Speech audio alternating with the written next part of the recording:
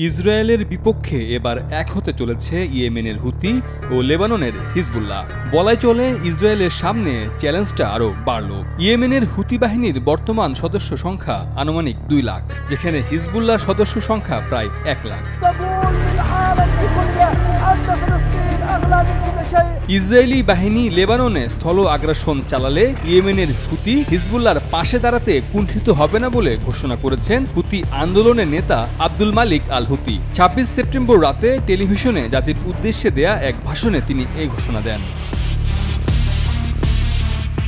লেবাননে সাম্প্রতিক ইসরায়েলি বিমান হামলার তীব্র নিন্দা জানিয়ে আব্দুল মালিক আল হুতি বলেন, হিজবুল্লাহ যাতে গাজাবাসী ফিলিস্তিনিদের সমর্থন দিতে না পারে সে লক্ষ্যে এসব হামলা চালানো হয়েছে। বর্তমানে লেবাননে যে হামলা চালানো হচ্ছে তার পরিকল্পনা বহু বছর ধরে করে আসছিল ইসরায়েল। তবে হিজবুল্লাহ বর্তমানে অতীতের যে কোনো সময়ের চেয়ে শক্তিশালী।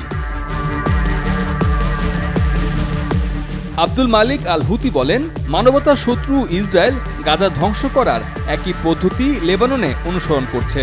তারা লেবাননেও আবাসিক ঘরবাড়িতে হামলা চালিয়ে বেসামরিক নাগরিকদের হত্যা করছে। কিন্তু তা সত্ত্বেও গাজার প্রতি হিজবুল্লাহর সমর্থন দিন দিন শক্তিশালী ও অধিকতর কার্যকর হয়ে উঠছে।